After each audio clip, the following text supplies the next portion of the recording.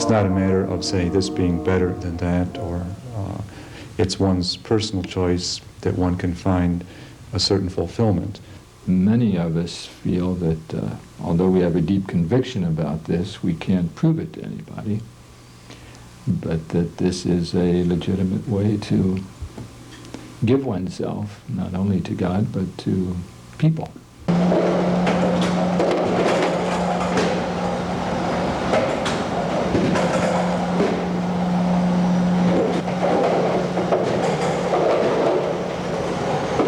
Welcome to the ages-old Christian monastic life, recreated here in western New York more than 3 decades ago in the beautiful Genesee Valley in Livingston County. This is the Abbey of the Genesse, home of the Order of Cistercians of the Strict Observance. It is here that we find a reminder from early centuries of the Christian era, a blend of Benedictine, Cistercian, and Trappist traditions. Behind these hallowed walls, we find priests and monks dedicated to prayer, fast, silence, study, and hard work. It is a life of simplicity and self-support, for it is here that they make their famous monk's bread. Their spiritual leader is Abbot John Eudes, physician, psychiatrist, and priest. My first impression was that I should be a priest. No, I didn't know much about monks. But when I looked into the whole question of what a priest was and how he would exercise his ministry, I saw the big thing is to be able to speak for God to people. And I didn't feel I was up to that. So that I thought if I lived too close to people, I'd be like everybody else. Lately, we're getting a number who are computer experts, either have taught computer science. So we have various people who come from different parts of the country, even different parts of the world now. Brother Anthony is one of the few monks who has outside contact with the world. In addition to assigning the workload in the bakery as well as working there, he is the guest master in charge of welcoming guests and retreatants. He does community plumbing. Many people think we take a vow of silence, which is not true. But we have a strict rule of silence, which is we speak to each other briefly when necessary. We begin the day with rising about 10 after 2 in the morning, and the first thing we do is go to the chapel for the first prayer of the vigil, which is traditionally said in the middle of the night. And for the first 4 or 5 hours, we spend the time in either chanting the Psalms in community prayer, spending the time in private reading, meditation, or personal prayer in the church. Afterwards, some would go to work in the bakery or various chores. From 30 to 70,000 loaves of bread are baked weekly at the Abbey and shipped to outlets in the western part of New York State and northern Pennsylvania.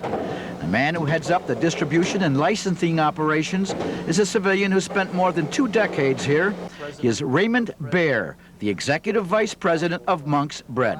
What we do is set up the Monk's Bread operation for distribution from this bakery and the licensing operation that we have. We've been around now for nearly 30 years, believe it or not, okay?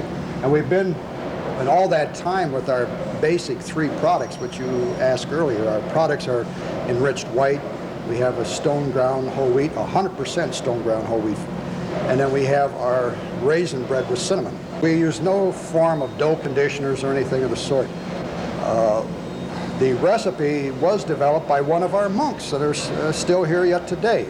And it is a special recipe. And we, thank God, everybody agrees it's an extremely good loaf of bread. But we like to explain it, it's the kind of loaf of bread that Mom used to bake. We normally bake 3 days a week. We bake on Saturday, Tuesdays, and Wednesdays.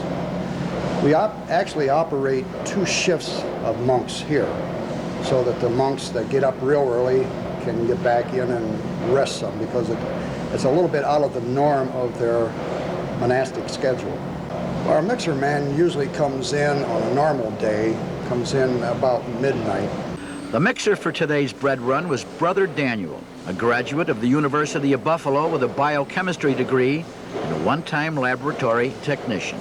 I just did some searching around. I took off from school for a while and from work, and just looked around to kind of see where, God might lead me, and I ended up here, and I just kind of, was here for a while, and I knew this was it. Well, you seem very happy. Yeah, I'm content. I have to admit that much. Brother John, who has been a monk for 40 years, once was a soft drink distributor in Detroit and a real estate agent in Columbus, Ohio. We go to bed at 7 o'clock At night.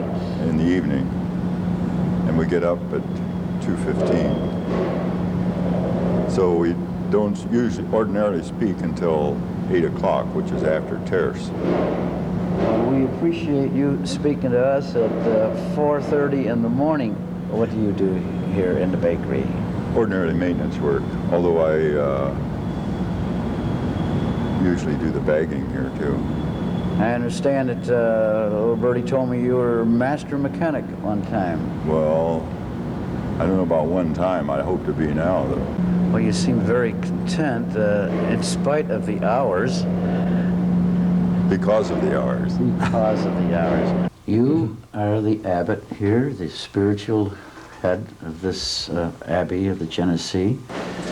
And yet this morning around 3 o'clock, I saw you down in the bakery working with the rest of the monks. Part of our tradition is that the monk is someone who lives by the work of his hands, and also that we're all brothers. So that the abbot really doesn't, he's not above the community, he's at the center of the community. So I find that one of the best parts of my day, actually. It's much better than what I do in the office here. Do you bake out of necessity here, more or less to pay the bills? Oh, yes. Yes, it's an absolute necessity here, and it's been very, very good to the Abbey of the Genesee. Well, in today's economy, are you making a go of it? Yes, we are, Fran. We're actually doing quite well here compared to some other bakeries around the country. But I have to say, in all honesty, the reason for that is the monks are most dedicated, okay? And that's the reason we're making a go of it where other bakers are having a tough time with it. How do you maintain a balance between, say, prayer and your activities? Is it very difficult? It is difficult. It's always a chore for everybody. Monks try to work at it quite seriously. The idea in monastic life, in Christian prayer in general, is to try to pray always. Try to remain always in the conscious awareness of God's presence and His love. And if one's whole life is integrated in supporting this movement to interior prayer, it becomes a bit easier. It's easier to pray when the environment is conducive to it. And this is what monastic life tries to support. After the 3 years of simple vows, then those who choose to stay make final vows that are for life. And those vows include the vow of stability, which means not only that we practice poverty, chastity, obedience, but also do so in this place for the rest of our life.